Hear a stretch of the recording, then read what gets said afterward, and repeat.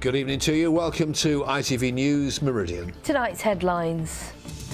Portsmouth City Council is accused of blocking attempts to investigate its handling of the Asher King affair. The man in charge of the council's own watchdog steps down. We could not look at anything, none of the evidence at all, and I think that is completely unacceptable. Raising eyebrows, a new £2 million control room for a police force that's making cuts of £15 million.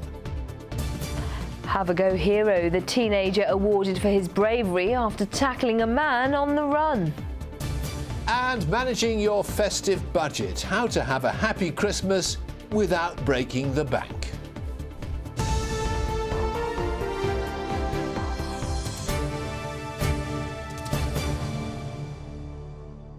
Good evening. Portsmouth City Council is tonight being accused by the chair of its own watchdog of blocking an attempt to investigate its handling of the Asher King affair.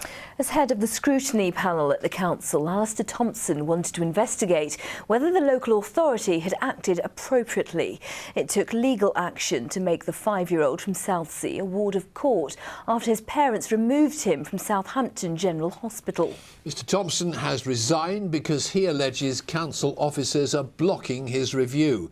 But they say an independent panel must look into the case first. Kerry Swain has our report. Asher King has had the first of 30 sessions of proton beam therapy at a Czech clinic. The controversy over how his parents got him there is likely to last a lot longer than his treatment. The chairman of Portsmouth City Council's Scrutiny Committee has resigned. He accuses the chief executive of blocking his attempt to investigate the council's handling of the case, of refusing even to answer calls or emails, treating councillors like himself with contempt. I want to make sure, as do all the members of the council, that Portsmouth City Council acted correctly, that they abided by their own rules, by the law, but also that they acted humanely. And we are being denied this right by senior officers. Initially, it was a refusal that if the committee went ahead with the meeting, no officers would attend. And that was a very clear threat spelt out by the chief executive. And that means the committee could not have met because we would have had no evidence and no support. So I think that is just completely disgraceful. Portsmouth City Council says the Children's Safeguarding Board must conduct an inquiry first. It's an independent body chaired by a former Metropolitan Police officer who specialised in child protection. The council says conducting its own investigation at this stage would be inappropriate and could jeopardise the review. Councillor Thompson disagrees with the way the investigation is being carried out because he thinks that he should be controlling it and chairing it, and I don't. I believe it should be done outside of this council by an independent person. It's certainly not being blocked. The damage done to that child by the arrest of the parents and their incarceration is pretty profound, and as a parent I want to know why that was done, and was it necessary, and did the council always act in the best interest? Now, from the law, it seems that the council certainly did, but I think members need to test that, and they need to test it in an open forum. The chief executive, David Williams, wasn't available for interview. Kerry Swain, ITV News. In other news, 3 more people have been arrested in connection with the murder of Penny Davis. Hampshire police say they've detained a woman and 2 men on suspicion of assisting an offender. 47-year-old Penny, a mother of 5, was stabbed to death as she tended to her horses in the New Forest on September the 2nd. The latest arrest brings the total number of people detained over the incident to 8. Hospital bosses in Southampton will have to wait 3 years to find out if its children's heart unit will remain open. Although it was saved from closure 2 years ago, the government has launched a new consultation into paediatric heart surgery across the country. The unit must meet new standards if it's to avoid being closed. Now, over the next 6 years, Wiltshire Police will need to slash £15 million from its budget following cuts in government funding. So perhaps it's no surprise that eyebrows are being raised after the force spent £2 million on a new state-of-the-art control room. Well, managers say it'll help staff deal with emergencies more quickly, but how can they afford it? Robert Murphy has been finding out. Police emergency? Yes, what's your name? OK, and where's this taking place? It's the newest police control centre in the country. Operators here answer around 200 999 and 1,000 non-emergency calls a day. We've got all of our staff under one roof.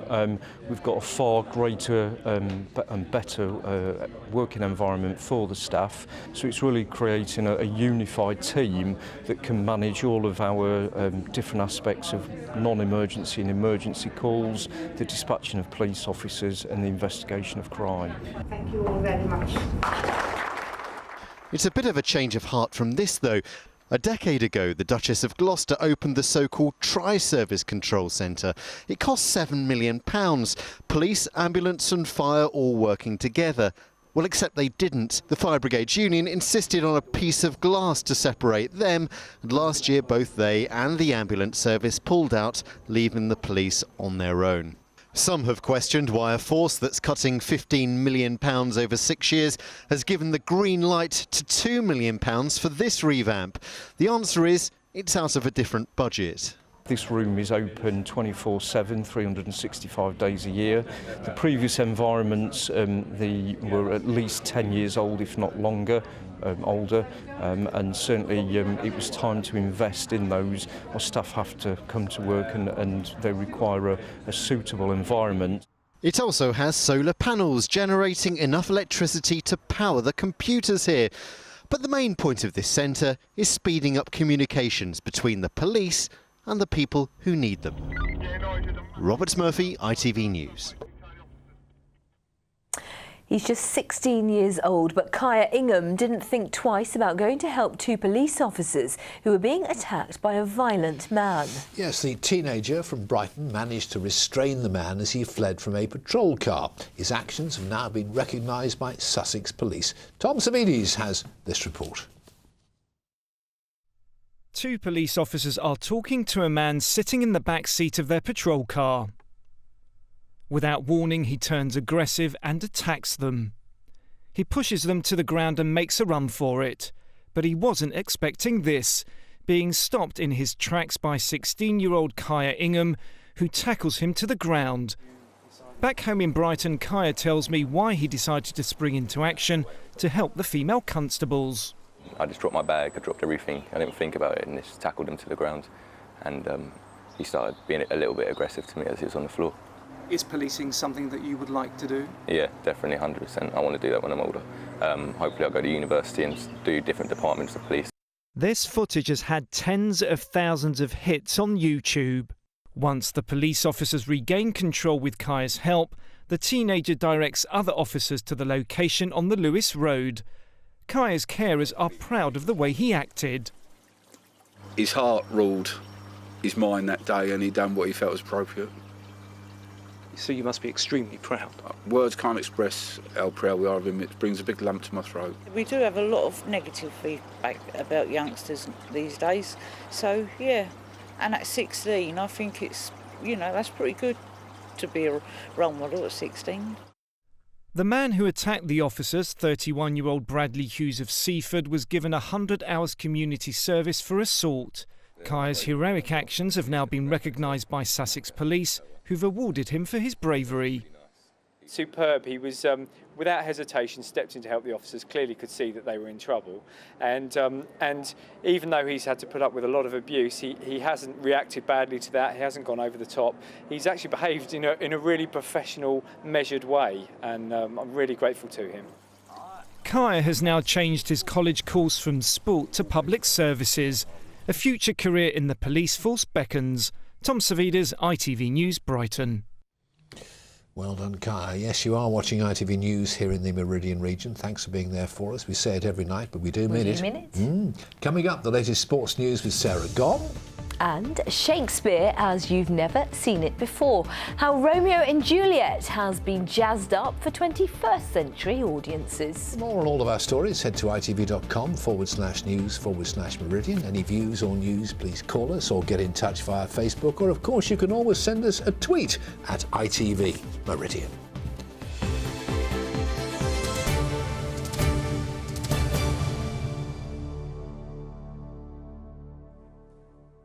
The sun is still out, the skies are still blue, and any mention of Christmas at this time of year is normally guaranteed to produce a groan. Yes, but with 100 days to go, a debt charity is urging people to think ahead and start putting money aside for the festive season. Sarah Saunders has been speaking with a man who fought his way out of debt and now runs courses to help others keep their financial house in order.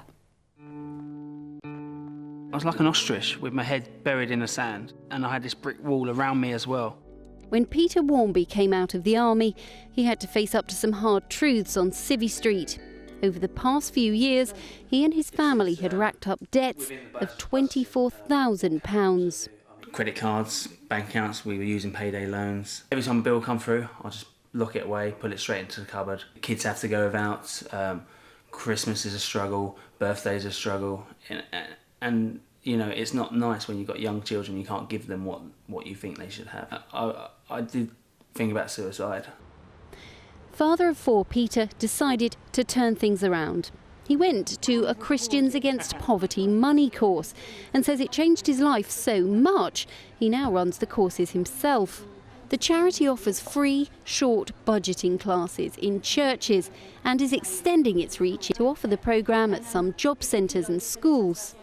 It's so amazing now knowing that we have the money available and we can give our children what they need and still be within our means.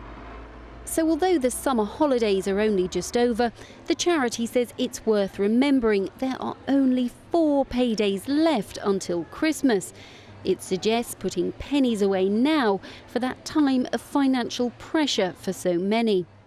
A sentiment echoed by the Archbishop of Canterbury, who suggests we should cut back on the festive frenzy if it means avoiding debt. The exciting thing about Christmas is getting together, celebrating, showing you love one another, enjoying that. Give presents. It's a wonderful thing to give presents. Nothing against giving presents, but have a budget, stick to it, and you'll come out of Christmas much happier than you went in.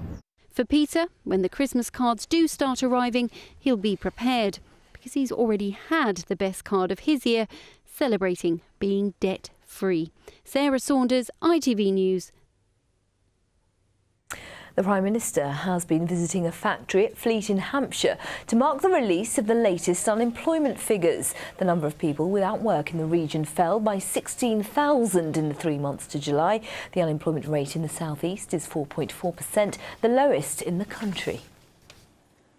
We had a long-term economic plan, we stuck to that plan, and you can see today that plan is working. We've got 1.8 million more people in work than when I became Prime Minister, and that's not just figures on a graph, that is millions of people who've got the stability and security of a regular pay packet. Well, it is 13 minutes past 6. Time to find out what's making the headlines on the national news with all the details. Let's now go up to Edinburgh and Julie Etchingham.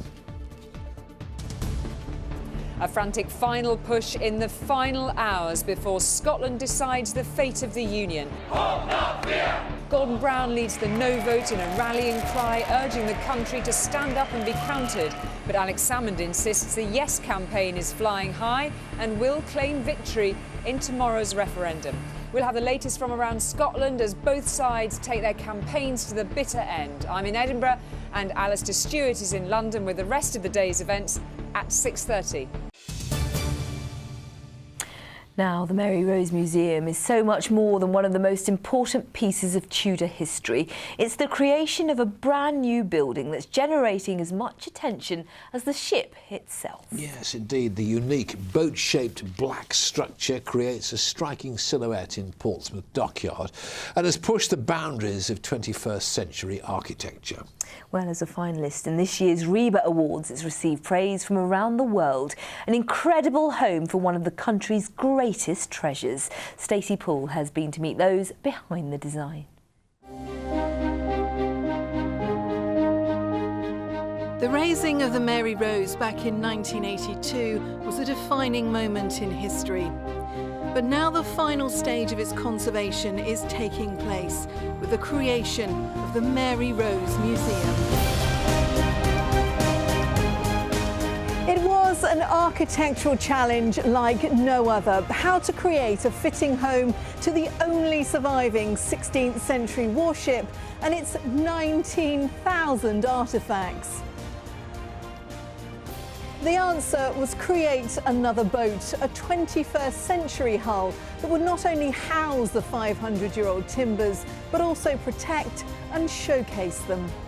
This has been a special project because it is one of the biggest treasures that the nation owns, really. I said that the Mary Rose was the jewel and we were designing the jewellery box, but of course it has to be more than that because you've got to attract people. And so actually the architecture is very, very important. The architecture is everything, and it's so much more than just the exterior shell. It's a sensory experience that recreates what it's like to be on board the moment before she capsized. The sights, the smell, the size and the darkness. I think this is the most important part of this museum. You are in the dark, and deliberately so that you really focus on the object, but also to experience that claustrophobic darkness that would have been below decks. There were more than 500 people crammed onto this ship, and their escape route was blocked by the coarse netting that covered the decks. It was meant to stop the enemy climbing on board. Instead, it stopped anyone from surviving. It must have been hell when it sank, because there's just nowhere to escape and just everyone going down together. And it's the stories of those individual men and their personal suffering that drove the design of this museum. It is much more about the stories of the men and their lives told through their objects, which is what we really wanted to do.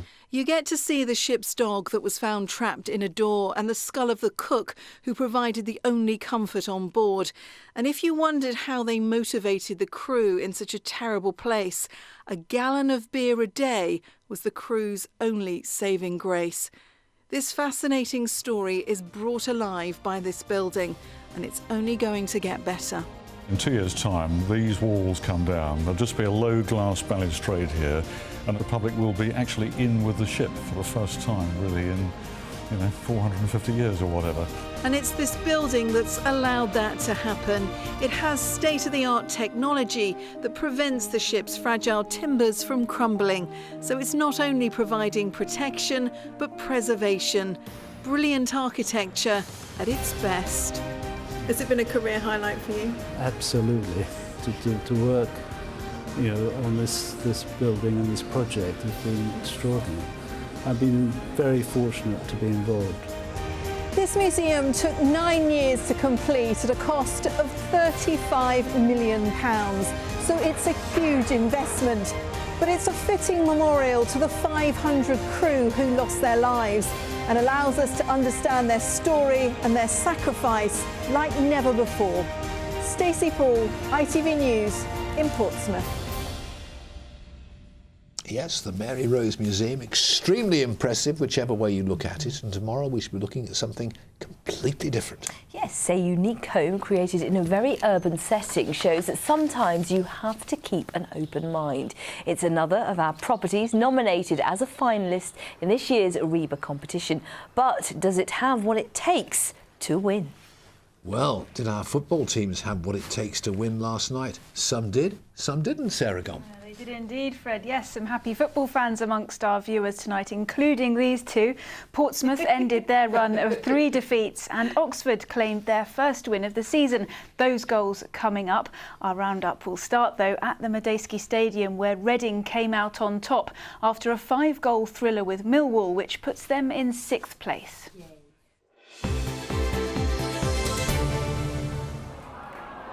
ITV Meridian Sports Report, sponsored by WeWantAnyCar.com, the Cash for Cars website.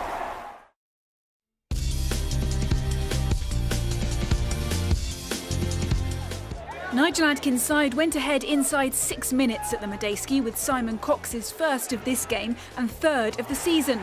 And when Nick Blackman was brought down, he converted from the spot to double the Royals' lead. Before the break, though, Millwall grabbed one back, and they looked to have earned a point when Mark Beavers levelled. 6 minutes from time, though, Cox headed home this late winner.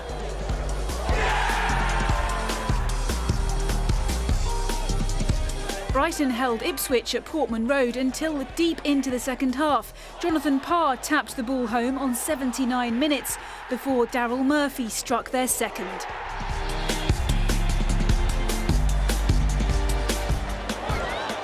Andrew Surman's early strike on just 6 minutes sent Bournemouth 1-up against Leeds United. The visitors, though, went on to score 3 goals in 20 second-half minutes.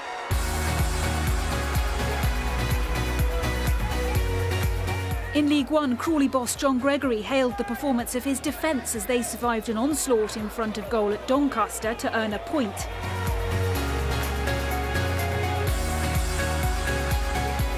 Portsmouth ended their run of 3 League Two defeats with a convincing win over Dagenham and Redbridge. James Dunn scored his first for the club, and after the visitors went down to 10 men, Jed Wallace struck from the spot before substitute Andy Barcham sealed the win in stoppage time.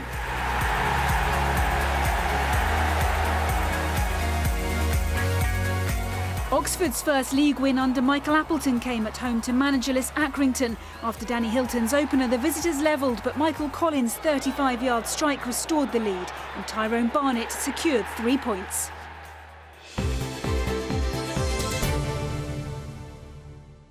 Two world-famous yachtsmen have come together to announce a once-in-a-lifetime opportunity for a young person to take part in the Clipper Round the World race. Sir Robin Knox Johnston has donated a free berth worth more than £10,000, and Sir Ben Ainsley was on hand at the Southampton Boat Show to accept the offer on behalf of the Andrew Simpson Sailing Foundation.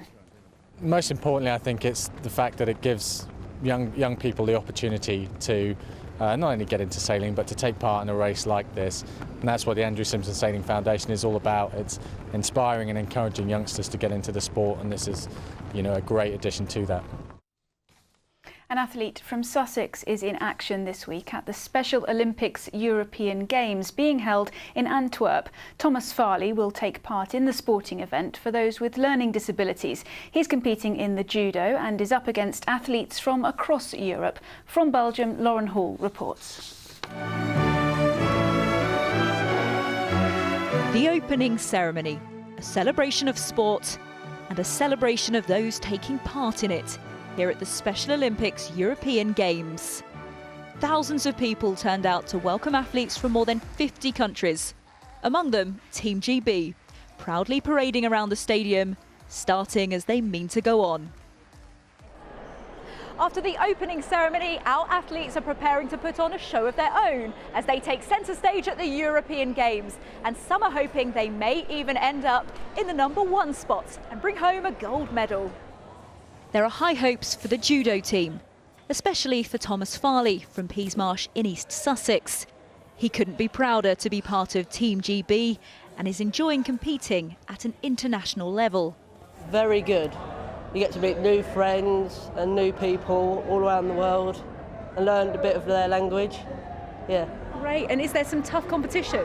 Yeah, a little bit, but I think I should be okay. His coach agrees he has what it takes to go all the way.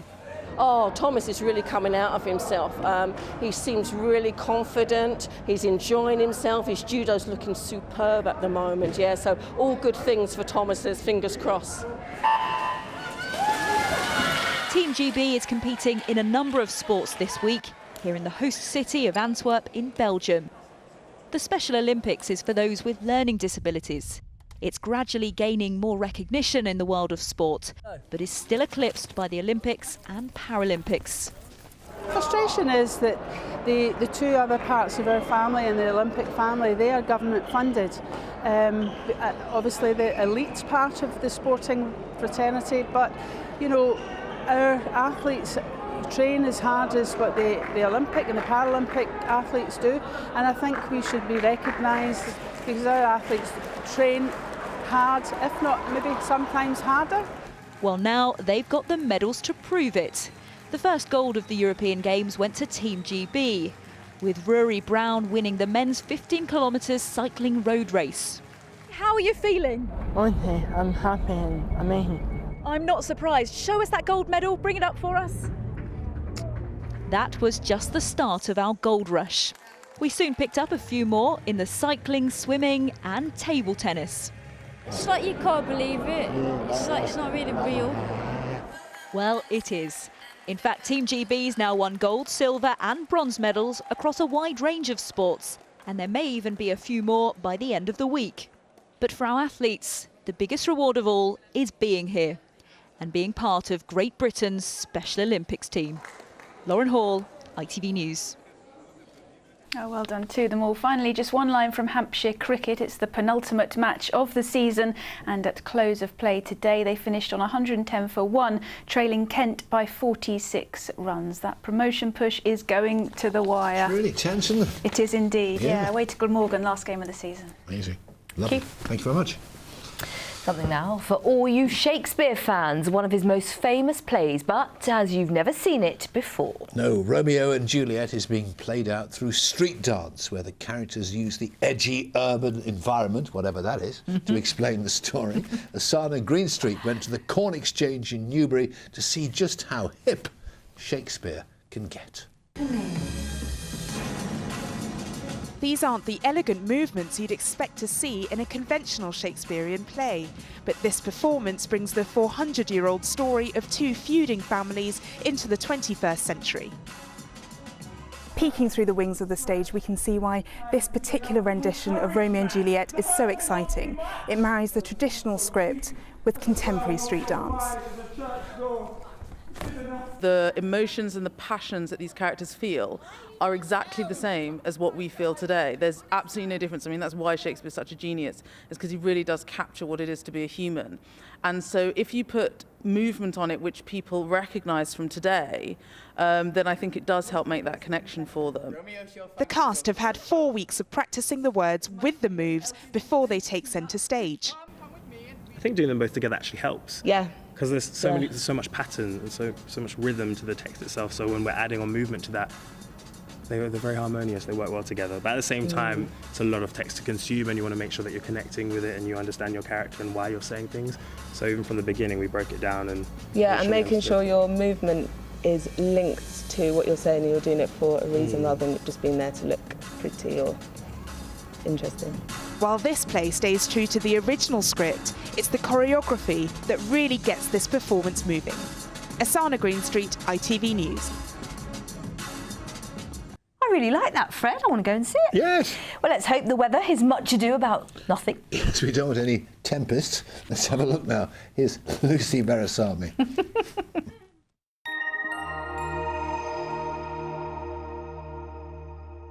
That's us driving on, us driving off in France, and us on the bridge. Driving to Europe. Eurotunnel Shuttle sponsors ITV Meridian weather. Hello to you again. A very good evening. Well, it stays warm and humid for us in the coming few days. Remarkably mild and muggy nights. Little unusual for the time of year, and you might not be surprised to learn it's going to turn increasingly thundery come Thursday. Intense thundery downpours expected late on Thursday and into Thursday night. In the next few days, some very warm air working its way in from the near continent, boosting temperatures to well above the norm for the time of year. Added to this, some very moist air from the Atlantic will mean it turns increasingly muggy, but we lose that warm, humid air come the tail end of the weekend. So come Sunday, feeling a little more comfortable for all of us. Tonight, quiet and calm, staying quite close and quite stuffy like the last few nights. It could well be an uncomfortable night's sleep for some of us. And tomorrow, some locations starting the day on another grey note, but then the sunshine will get to work and things will improve through the afternoon. Some lovely sunshine, temperatures above average for the middle of September, but with that warm, thundery and muggy air working its way in, a chance of downpours much later in the day. I'll see you again soon. Eurotunnel Shuttle sponsors ITV Meridian weather.